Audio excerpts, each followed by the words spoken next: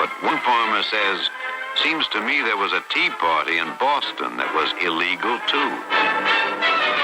I have directed Secretary Connally to suspend temporarily the convertibility of the dollar into gold. We shall seek to establish and maintain a dollar which will not change its purchasing and debt-paying power during the succeeding generation. As anguished shrieks rose up from the floor of the New York Stock Exchange. Government credit and government currency are really one and the same thing. A reserve of gold and a small reserve of silver. Why do central banks hold it? Well, it's a form of reserves. Why don't they hold diamonds? Well, it's tradition, long-term tradition. Well, some people still think it's money. Good morning. Welcome back to the Junius Maltby channel for some breaking news, an ongoing story, and development in that story. Now, many a nation has had the flag of Great Britain fly over it, and many a nation, many a people have had their resources exploited or their wealth robbed by the Kingdom of England. And here we see today a new development in the Bank of England seizing that which is not theirs. Bank of England refused to return $1.2 billion in gold to Venezuela, reports. That's from RT. From Reuters exclusive, Venezuela seeks to repatriate $550 million of gold from Great Britain, from various sources. Maduro calling for the return of over 80 tons of Venezuela's UK-deposited gold instead of sending humanitarian aid. Now, I know the Venezuela story is quite a complex issue. There's a lot of moving parts, a lot of details regarding what's going on there economically, socially, with the government, politics, everything. However, this story we're going to get into exposes this particular issue, the Bank of England refusing to return 14 tons of gold to Venezuela. The Bank of England claims to be one of the largest physical gold custodians in the world, holding gold bars and vault storage on behalf of more than 70 central banks and a number of commercial bullion banks. As a long-standing and well-known gold custodian, it should therefore be a simple matter, operationally and logistically, for any central bank customer from around the world to withdraw gold bars from the Bank of England and to have those gold bars sent overseas. These types of shipments have been happening at the Bank of England for hundreds of years. Such an event would normally not generate any media interest, nor even be known about in the public domain. Such is the secrecy and opacity of central bank gold transactions.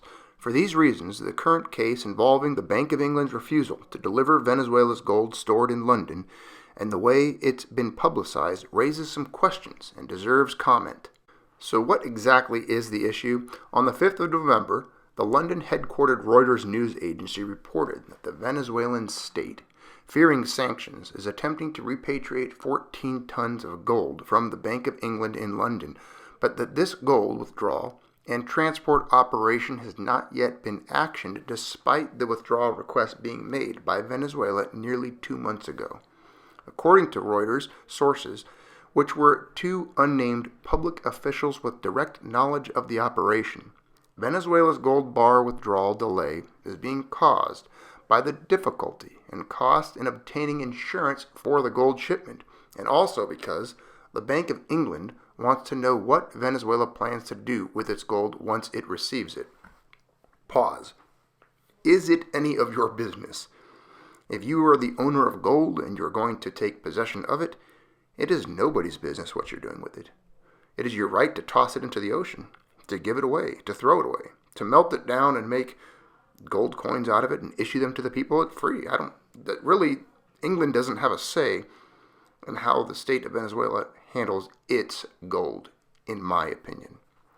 I'm curious what your opinion is on that.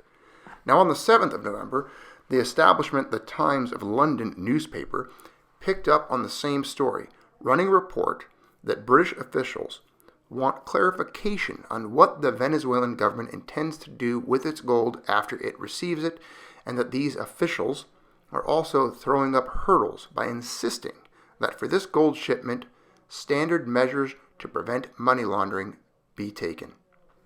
Interestingly, in the above reports, both the Bank of England and Venezuela's central bank, the Banco Central de Venezuela, pardon my poor Spanish, declined to comment. This means that the entire story about Venezuela's gold that is now in the public domain is based on snippets of information that public officials, possibly from HM Treasury, Her Majesty's Treasury, fed to both Reuters and the Times. The timing of the above news items from Reuters and the Times also came a few days after the United States has signed a new executive order on the 1st of November, imposing sanctions on Venezuela's gold industry. Executive Order 13850. Funny, because I was not aware such an executive order was signed in relation to Venezuela's gold industry. I kind of flew under the radar. An executive order which pressurizes the global gold industry not to do business with Venezuela or its gold sector. And here is one of the many sneak peeks we have seen as photos online of good delivery bars sitting in the vaults of the Bank of England in London. Look at all of that gold. There's more online I've showed you before, with the Queen perusing the stacks of good delivery bars. It's kind of funny, the name Good Delivery Bar, because they're not very good for delivery if those who are holding them refuse to deliver them. Therefore, they're not very good for delivery. I just thought that was kind of a funny mix of words there. Moving on, central banks can hold gold at the Bank of England in a number of ways.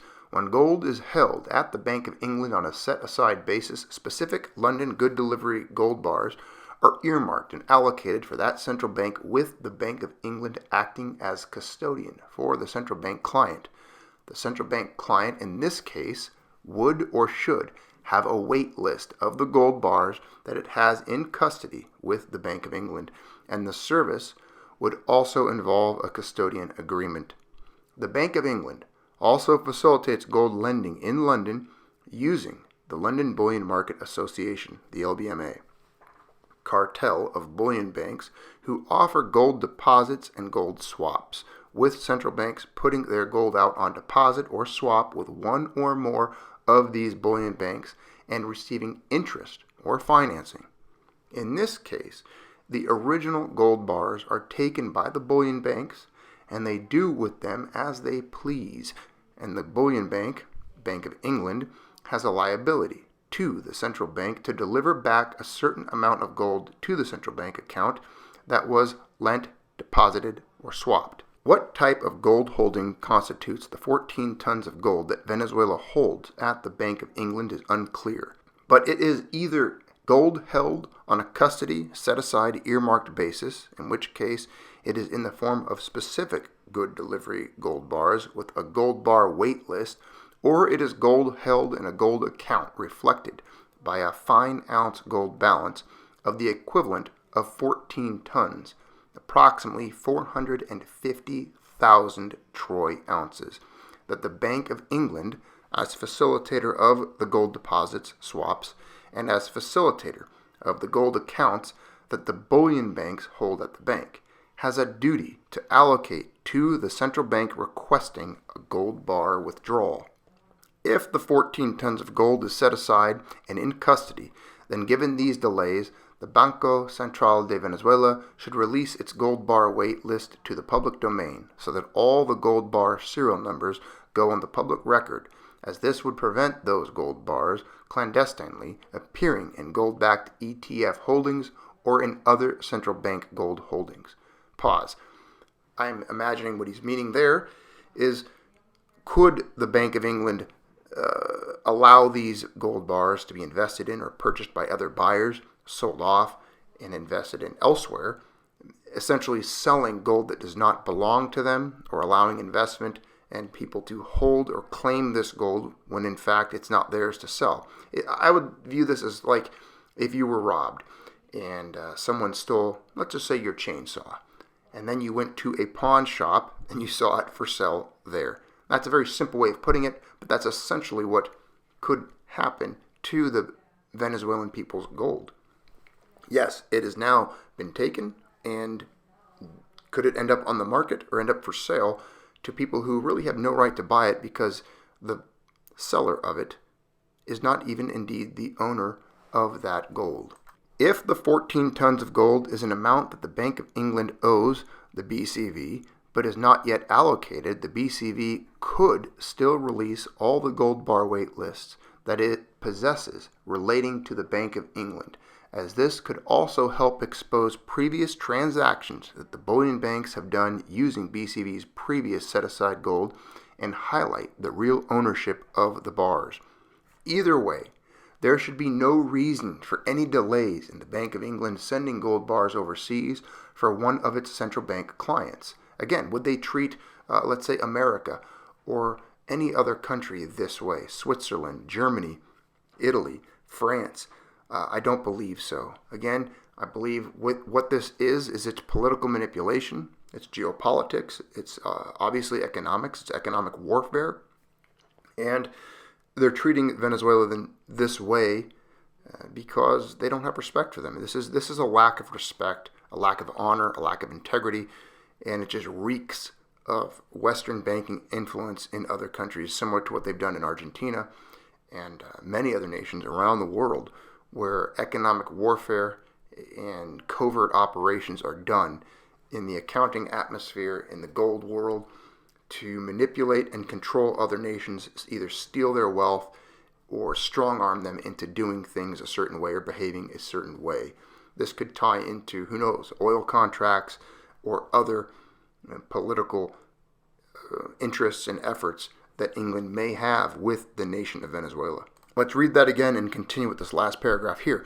Either way, there should be no reason for any delays in the Bank of England sending gold bars overseas for one of its central bank clients, since either the gold bars are already set aside in its vaults or the bank can allocate gold bars to reflect the fine ounce balance of the gold account of the central bank customer. From an operational standpoint, the Bank of England's refusal to deliver Venezuela's gold is therefore purely political, as I had just stated. From a logistical standpoint, the Bank of England's refusal to deliver Venezuela's gold is also political. In its article, Reuters quotes one of the unnamed officials as follows, quote, "The plan has been held up for nearly 2 months due to difficulty in obtaining insurance for the shipment needed to move a large gold cargo," one of the officials said. Quote, "They are still trying to find insurance coverage because the costs are high," unquote, the official said.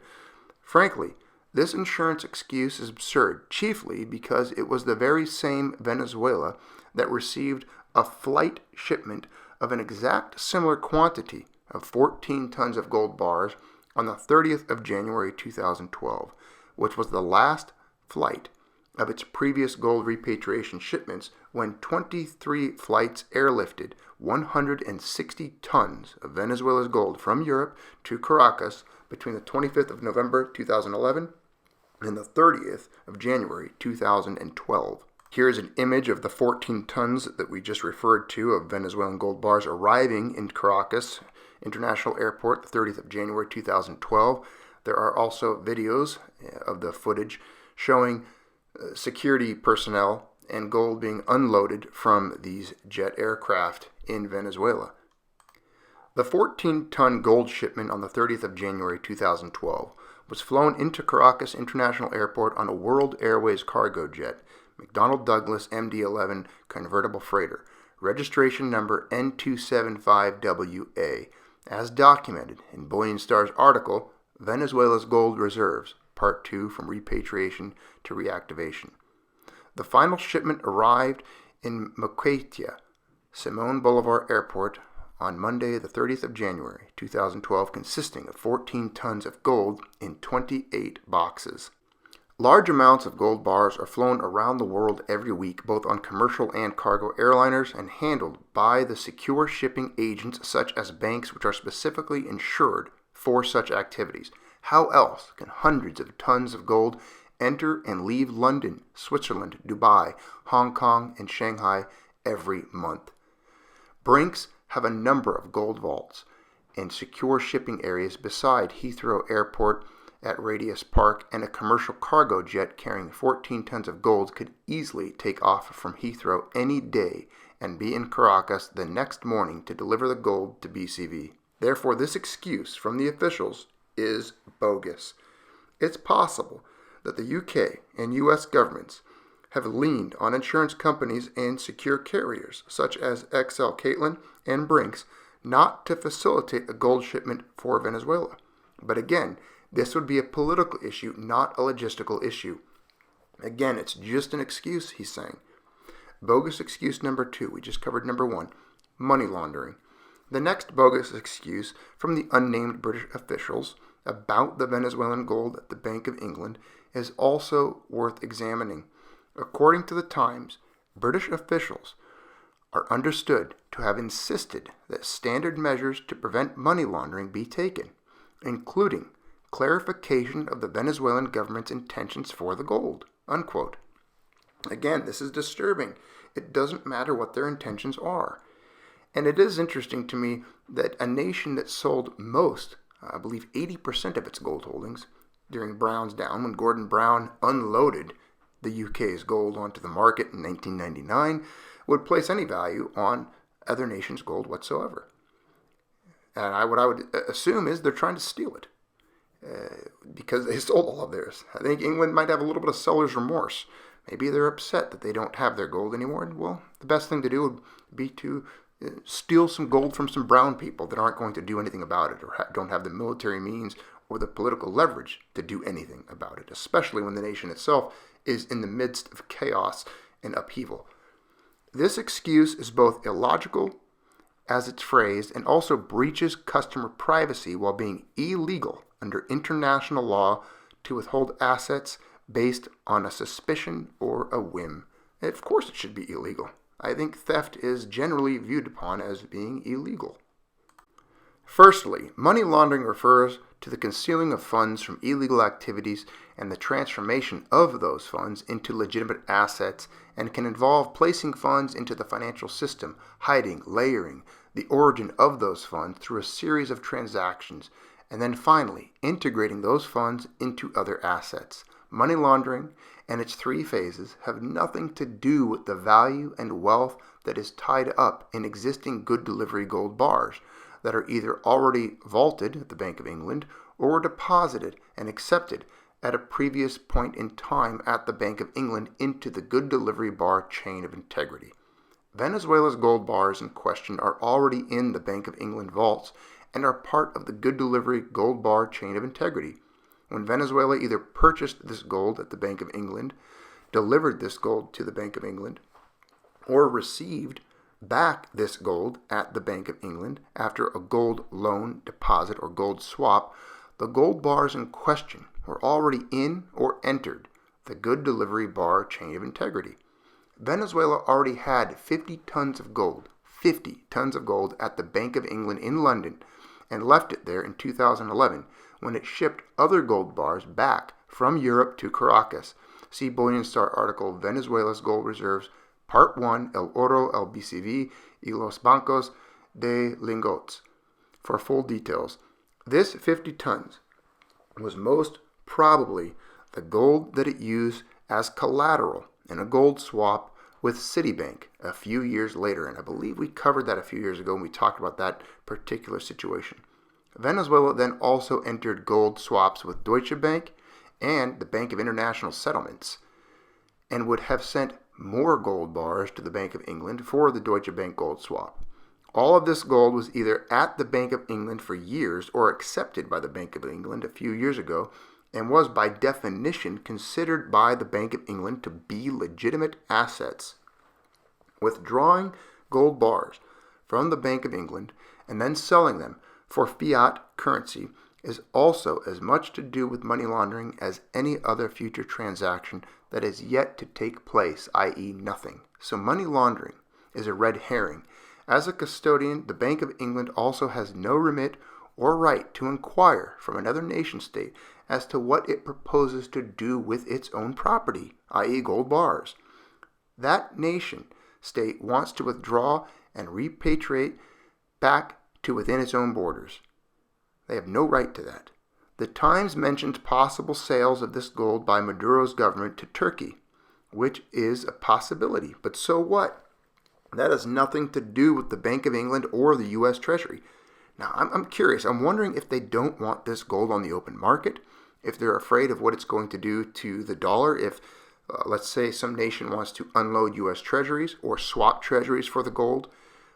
There could be a lot of reasons why the Bank of England and the U.S., because I believe it's the two of them, working in cahoots, there's a lot of motivation, a lot of reasons why this could be occurring.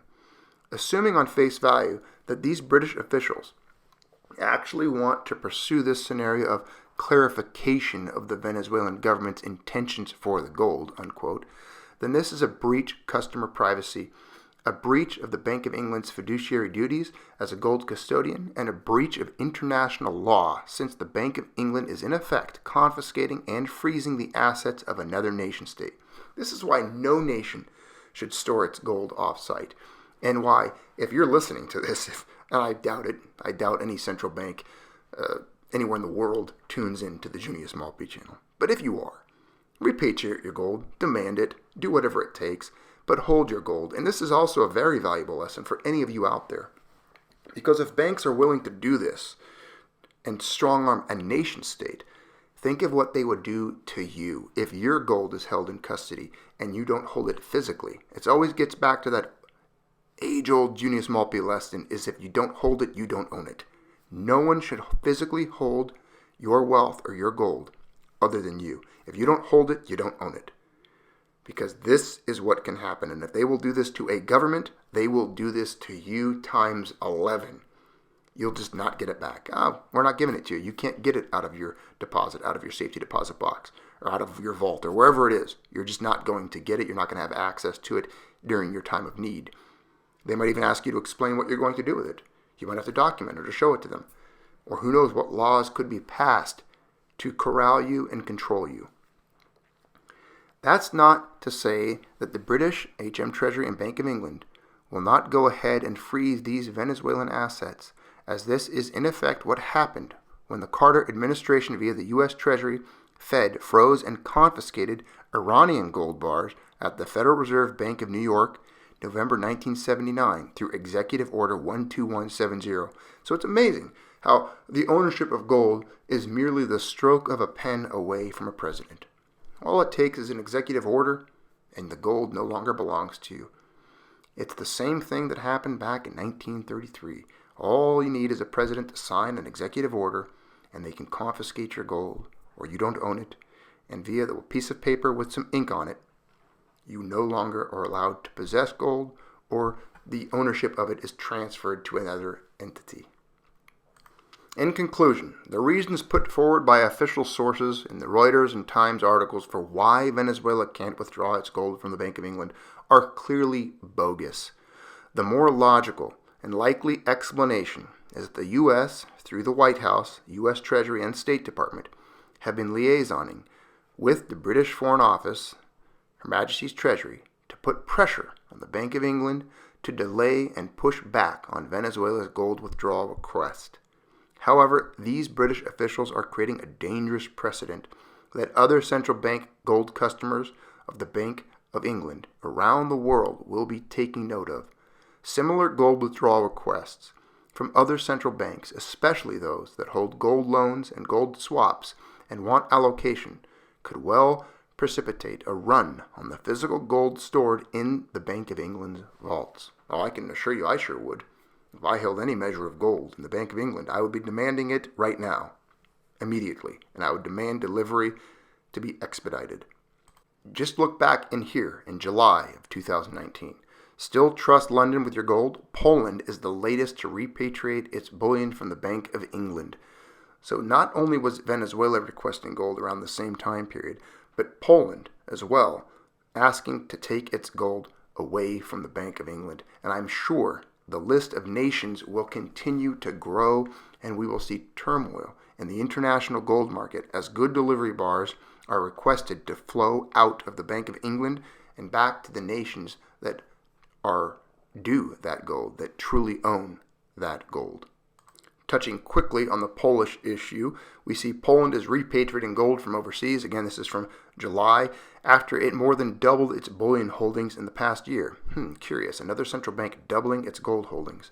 Central banks all over the world have been stocking up on gold in recent years, shifting away from the U.S. dollar. The NBP, National Bank of Poland, has bought 100 tons of the precious metal since the beginning of this year, nearly 4 times more than it added to its reserves in 2018. Now Warsaw wants to bring a significant part of the precious metal back home, repatriating it from the Bank of England. The NBP wants to transfer at least 100 tons and store the repatriated bullion in its vaults. Again, this is a continuation of a theme we've been covering and witnessing and showing articles here over the past several years of nations repatriating gold. We saw Germany do it. We've seen many nations do it. Poland now, Venezuela, and there is a movement taking place. Yes, it's behind the scenes.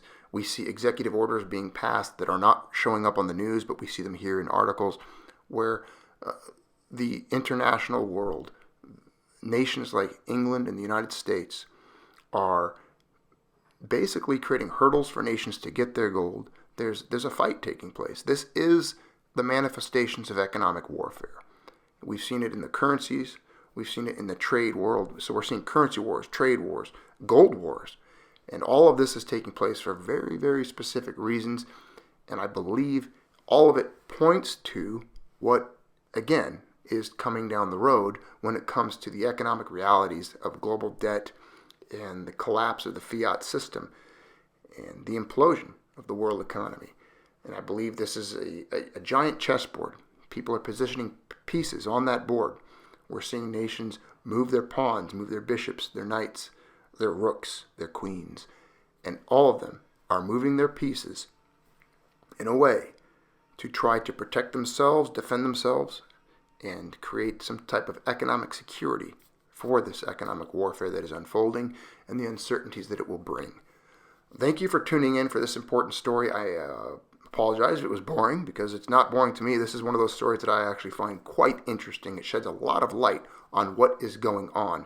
Again, it's just the tip, the very tip of an iceberg of what we see in taking place at the level of the global economy.